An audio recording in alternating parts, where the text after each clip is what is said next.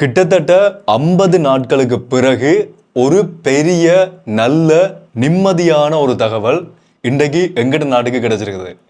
என்னன்னு பாத்தீங்கன்னா, இந்த போர் ஆரம்பிச்சு, இந்த மத்திய கிழக்கு நாடுகளினுடைய போர் ஆரம்பிச்சு கிட்டத்தட்ட 50 நாட்கள் இன்றையோட கிடக்குது. 50 நாட்களுக்கு பிறகு முதலாவதா கச்சா எண்ணெயோட க்ரூட் ஆயிலோட ஒரு கப்பல் இன்றைக்கு இலங்கைக்கு வருது. அந்த கப்பல்ல எவ்வளவு கச்சா எண்ணெய் கொண்டு வரப்படுது, அதோட தொடர்புடைய ஏனைய தகவல்களை இந்த வீடியோல முழுமையா பார்க்க போறோம். அதே மாதிரி இன்னொரு பக்கம் பாத்தீங்கன்னு சொன்னா, இதுவரைக்கும் இலங்கைக்குள்ள கண்டுபிடிக்கப்பட்ட போதைப் பொருட்களினுடைய பெறுமதியில மிக அதிகமான ஒரு போதைப் பொருள் தொகை இப்ப கைப்பற்றப்பட்டிருக்குது. அதுல மொத்த பெறுமதி எவ்வளவு பாத்தீங்கன்னா 4000 மில்லியன் இலங்கை ரூபாய். வடிவா கேட்டுக்கொள்ளுங்க, 4000 மில்லியன் 400 கோடி ரூபாய் பெறுமதியான போதைப் பொருட்கள் ஒரே படகுல இருந்து மீட்கப்பட்டிருக்குது. இது ஒரு மிகப்பெரிய அதிர்ச்சி அளிக்கக்கூடிய ஒரு விடயமா பார்க்கப்படுது. சோ அதுல என்ன நடந்திருக்குன்றதை பார்க்க போறோம். இதோடு சேர்த்து இன்னும் ஒரு சில முக்கியமான விடயங்கள் இந்த வீடியோல இருக்குது. என்னன்றதை விரிவா ஒவ்வொன்றா முழுமையா முதல்ல இருந்தே பார்க்கலாம். அனைவருக்கும் வணக்கம். நான் உங்கள் BK கரிகாலன். தொடர்ச்சியான என்னுடைய அப்டேட்ஸை பார்க்கறதுக்கு இப்போதான் என்னோட சேனலுக்கு புதுசாக வந்து பார்த்து கொண்டீங்கன்னு சொன்னா சப்ஸ்கிரைப் பண்ணி அந்த பெல் ஐக்கனை கிளிக் பண்ணி ஆல் ஆப்ஷன் வச்சுக்கொள்ளுங்க. அப்போ நான் அப்லோட் பண்ற வீடியோஸ் எல்லாமே தொடர்ச்சி அவங்களுக்கு கொடுங்க நோட்டிபிகேஷன்ஸாக வரும். ஓகே, ஏப்ரல் மாதம் 17ஆம் தேதி இன்றைய நாள் அமெரிக்கா ஈரான் இடையிலான போர் ஆரம்பிச்சு இன்றையோட 49 நாட்கள், கிட்டத்தட்ட 50 நாட்களை கடந்து இந்த போர் தொடர்ச்சியா போய்கொண்டிருக்குது. இந்த போர் தொடர்பான சில அப்டேட்ஸும் இருக்குது. அதை அடுத்ததான் சொல்றேன். முதல் விஷயம் என்னன்னு பாத்தீங்கன்னா, இந்த போர் ஆரம்பிச்ச முதல் நாள்ல இருந்து பிப்ரவரி 28ஆம் தேதி அமெரிக்கா ஈரான் மேல தாக்குதலை நடத்தின அந்த முதல் நாள்ல இருந்து இந்த ஒட்டுமொத்த உலகத்துக்கும் நாங்க பயன்படுத்தி கொண்டிருக்கிற பெட்ரோலியத்துல 20% பெட்ரோலியமும் கேஸும் வெளியில வரக்கூடிய முக்கியமான ஒரு பகுதி, ஒரு பிளட் லைனா இருக்கிற ஸ்ட்ரெய்ட் ஆஃப் ஹார்மோஸ் பகுதி மூடப்பட்டதுக்கு பிறகு பெரும்பாலான நாடுகள் இந்த பெட்ரோலியத்துக்கான தட்டுப்பாடை எதிர்கொள்ள ஆரம்பிச்சது.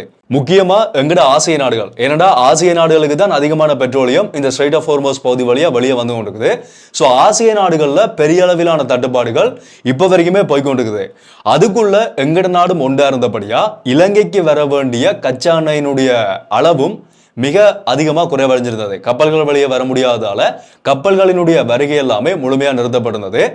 அந்த 49 நாட்களுக்கு பிறகு, இந்த 50 நாட்களுக்கு பிறகு இன்றைக்கு தான் முதலாவது கப்பல் இலங்கைக்கு கச்சா எண்ணெயோட வந்து கொண்டிருக்குது. இன்றைய நாள் வாரத்துக்கு திட்டமிடப்பட்டிருக்குது.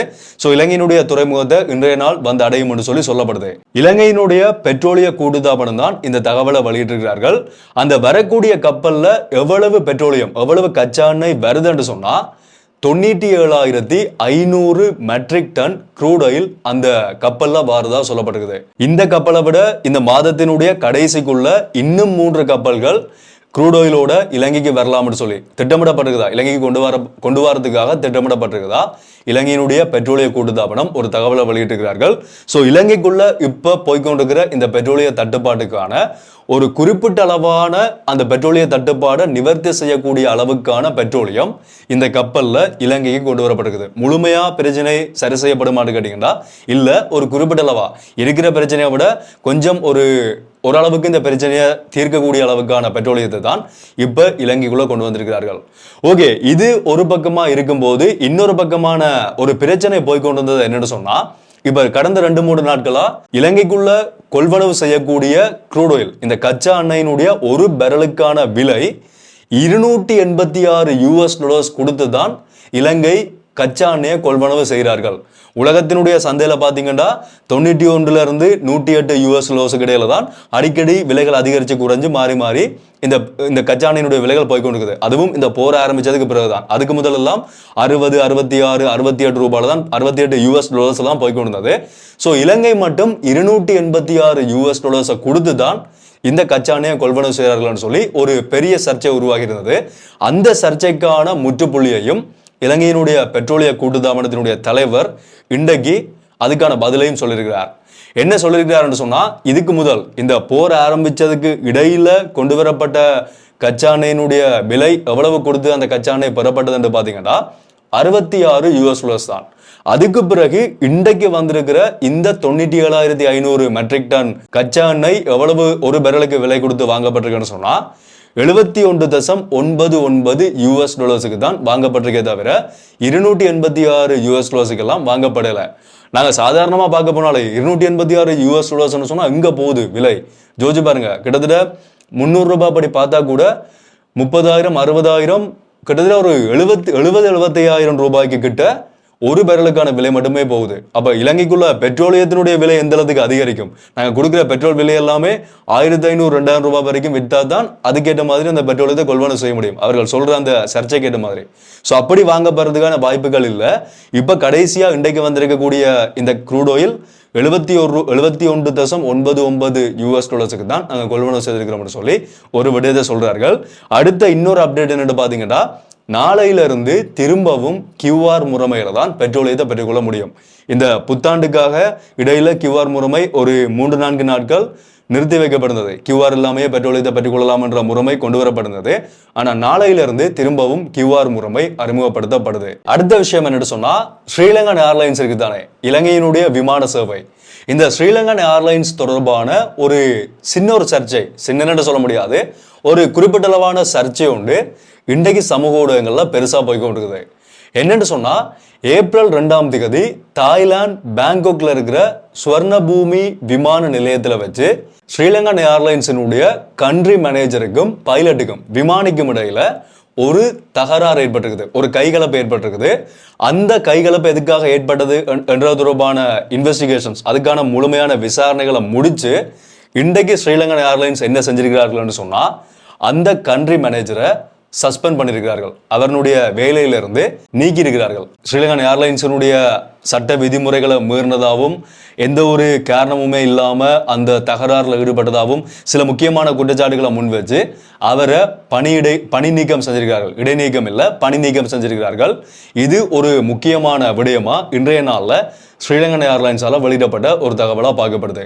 அடுத்தது இது எல்லாத்தையுமே விட மிகப்பெரிய ஒரு பிரேக்கிங் நியூஸ் இன்றைக்கு என்னன்னு பாத்தீங்கன்னா, இலங்கையினுடைய தென் கடற்பரப்புல நீண்ட நாட்கள் மீன் பிடிக்கக்கூடிய படகுகள், இந்த ஆழ்கடல்ல போய் நீண்ட நாட்கள் மீன் பிடிக்கக்கூடிய படகுகள் இருக்குதானே, அந்த படகுகள்ல தான் பெருமளவிலான போதைப் பொருட்கள் அடிக்கடி இலங்கையினுடைய கடற்பரப்புல இருந்து மீட்கப்படுறது. அதே மாதிரி இலங்கையினுடைய தென் கடற்பரப்புல இருந்து நீண்ட நாள் மீன் பிடிக்கக்கூடிய படகுல இருந்து போதைப் பொருட்களை இலங்கையினுடைய கடற்படையினர் கைப்பற்றிருக்கிறார்கள். கிடைத்த தகவலினுடைய அடிப்படையில் கைப்பற்றிருக்கிறார்கள். வெளிநாட்டு கப்பல்ல இருந்து அந்த படகுகளுக்கு போதைப் பொருட்கள் மாற்றப்படுதுன்ற தகவலை அறிஞ்ச இலங்கையினுடைய கடற்படையினர் அந்த இடத்துக்கு போய் படகை கைப்பற்றிருக்கிறார்கள். அந்த படகுல எவ்வளவு போதைப் பொருள் இருந்திருக்கும் நினைக்கிறீங்க? சாதாரணமா ஒரு 50 கிலோ, 70 கிலோகிராம், 100, 120, 150 கிலோகிராம் ஹெரோயின் போதைப் பொருள் அந்த படகுல இருந்திருக்குது. அதுல மொத்த பெறுமதி எவ்வளவு தெரியுமா? 4000 மில்லியன் இலங்கை ரூபாய்கள், 400 கோடி ரூபாய் பெறுமதியான 150 கிலோகிராம் ஹெரோயின் போதைப் பொருளை இலங்கையினுடைய கடற்படையினர் மீட்டிருக்கிறார்கள். இது அதிர்ச்சியான விஷயம் இல்ல, இதை விட பயங்கர ஷாக்கிங்கான விஷயத்தை நான் அடுத்ததா சொல்றேன். சோ கைப்பற்றப்பட்ட அந்த படகு டிக்கோவிட்ட மீன்பிடி துறைமுகத்துக்கு கொண்டு வரப்பட்டு அந்த படகுல இருந்த போதைப் பொருட்கள், அந்த ஹெரோயின் போதைப் பொருட்கள் எல்லாமே வெளியில கொண்டு வரப்பட்டிருக்குது. சின்ன சின்ன பொட்டலங்கள்ல தான் கொண்டு வரப்பட்டிருக்குது. இப்ப இலங்கையினுடைய பாதுகாப்பு பிரிவினருடைய கட்டுப்பாட்டுக்குள்ள அதெல்லாமே எடுக்கப்பட்டிருக்குது.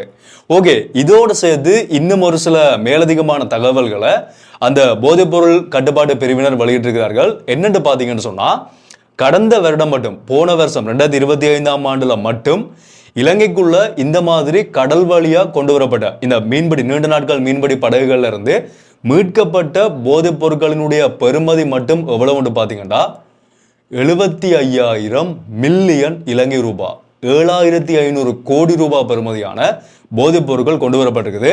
இதை விட அதிர்ச்சியான விஷயம் என்னன்னு சொன்னா, போன வருஷம் 12 மாசம், ஒரு வருஷத்துல 12 மாசம் வரைக்கும் 12 மாசத்துக்குள்ள 75,000 மில்லியன் போதைப் பொருட்கள் கொண்டு வரப்பட்டிருக்குது. ஆனா இந்த வருஷம் ஆரம்பிச்சு இன்றைக்கு 17ஆம் தேதி தான், இந்த ஏப்ரல் மாதம் முடிவடையல, இந்த 4 மாத காலப்பகுதியில மட்டும் 2026ஆம் ஆண்டுல மட்டும் மீட்கப்பட்ட போதைப் பொருட்களினுடைய பெறுமதி எவ்வளவு பாத்தீங்கன்னா 50,000 மில்லியன் இலங்கை ரூபாய்கள், 5,000 கோடி பெறுமதியான போதைப் பொருட்கள் இலங்கைக்குள்ள கடல் வழியா கொண்டு வரப்பட்டிருக்குது. இந்த வருஷம் முடியும் போது அப்படியுமே போன வருஷத்தை விட ரெக்கார்ட் பிரேக் பண்ணும், கிட்டத்தட்ட 1 லட்சம் வரைக்கும் போறதுக்கான வாய்ப்புகள் இருக்குது. இவ்வளவு போதைப் பொருட்களும் இந்த 4 மாத காலப்பகுதியில மட்டும் இலங்கைக்குள்ள கொண்டு வரப்பட்டிருக்குது. இது எவ்வளவு முக்கியமா அவதானம் செலுத்த வேண்டிய விஷயம் யோசிச்சு பாருங்க. எவ்வளவு பெரிய அளவிலான நெட்வொர்க் இந்த கடற்பரப்புகள்ல நடக்குது. இலங்கைக்கு ஒரு பெரிய நல்ல விஷயமும் கடற்பரப்பு தான், இப்ப கெட்ட விஷயமாவும் கடற்பரப்பே மாறி இருக்குது. கடல் இருக்கிறபடியா எங்களுக்கான வருமானங்கள், பாதுகாப்பு, ஏனைய நிறைய பொருளாதார ரீதியான நிறைய நன்மைகள் இலங்கைக்கு கிடைக்கும். ஆனா இப்ப போதைப் பொருள் வர்த்தகத்துக்கான பெரிய ஒரு இடமா இலங்கையினுடைய முக்கியமா தென் கடற்பரப்பு மாறி இருக்கின்றது.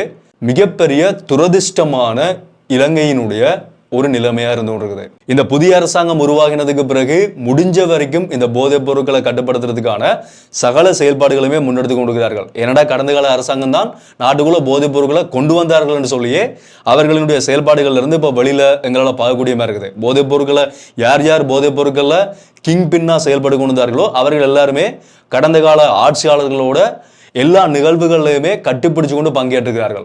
ஸோ அவர்களுடைய முழுமையான ஆதரவோடு தான் போதைப் பொருட்கள் நாட்டுக்குள்ளே கொண்டு வரப்பட்டிருக்குது. நாட்டை நாசமாக்குறதுக்கான செயல்பாடுகளை அவர்கள் முன்னெடுத்திருந்தார்கள்.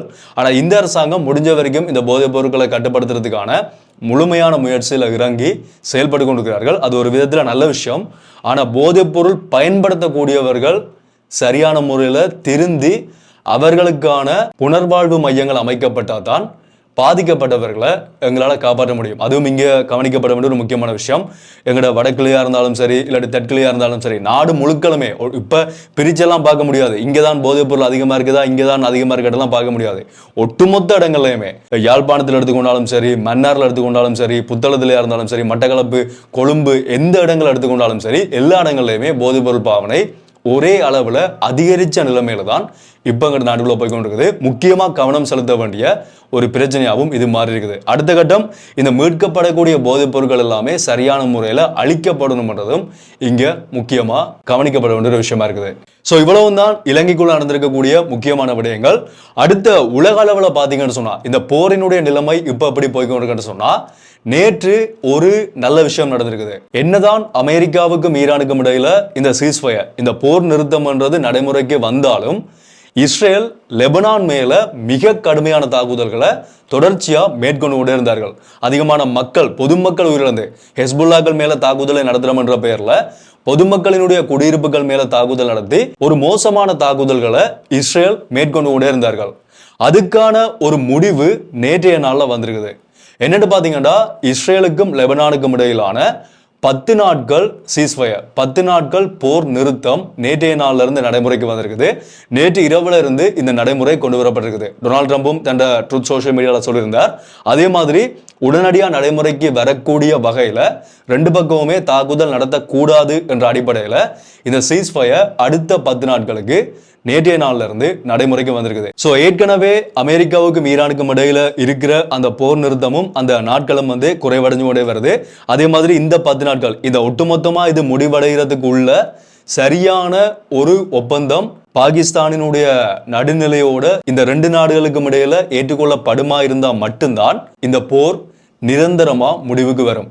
அமெரிக்கா, ஈரான், இஸ்ரேல், லெபனான், இந்த 4 நாடுகளுக்கும் இடையில இந்த போர் முழுமையா முடிவுக்கு வரும். அப்படி இல்லைன்னு சொன்னா திரும்பவும் தாக்குதல் நடத்தப்படுறதுக்கான வாய்ப்புகள் மிக மிக அதிகமா இருக்குது. ஏன்னு சொன்னா நேற்று கூட அமெரிக்காவினுடைய பாதுகாப்பு செயலாளர் சொல்லியிருக்கிறார், நாங்க எப்ப வேணுமென்றாலும் திரும்பவும் ஈரான் மேல தாக்குதல் நடத்தணும்னு சொன்னா நாங்க எப்பவுமே தயாரா தான் இருக்கிறோம்.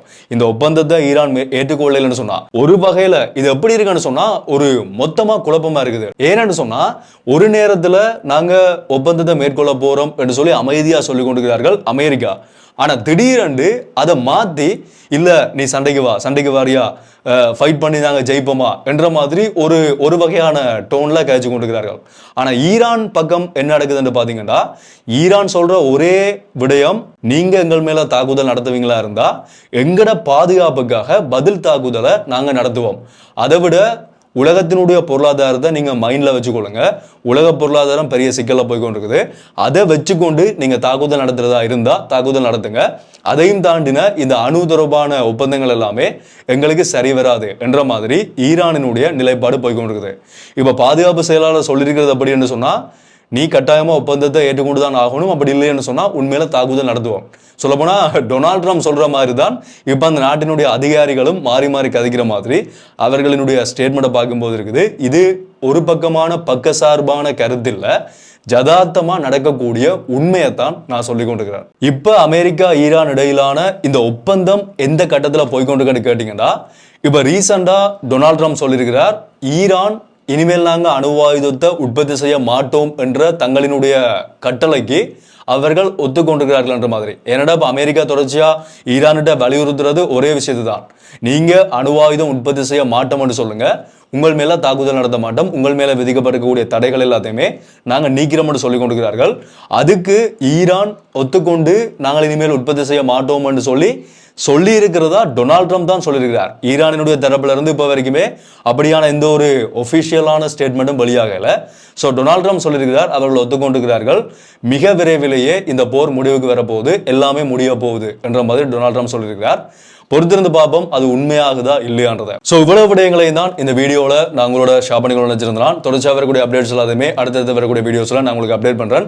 அந்த அப்டேட்ஸை பார்க்கறதுக்கு சப்ஸ்கிரைப் பண்ணிருப்பீங்க. அப்படி பண்ணலன்னு சொன்னா இப்போ சப்ஸ்கிரைப் பண்ணி அந்த பெல் ஐக்கனை கிளிக் பண்ணி ஆல் ஆப்ஷன் வச்சு கொடுங்க. அப்போ நான் அப்லோட் பண்ணுற வீடியோஸ் எல்லாமே தொடர்ச்சியாக உங்களுக்கு கொடுங்க, நோட்டிஃபிகேஷன்ஸாக வரும். இதை பற்றி நான் உங்களுடைய கருத்துக்களை நீங்கள் தாராளமாக கீழே இருக்க கமெண்ட்டை சொல்லிடலாம். மீண்டும் ஒரு வீடியோவில் சந்திப்போம். நன்றி.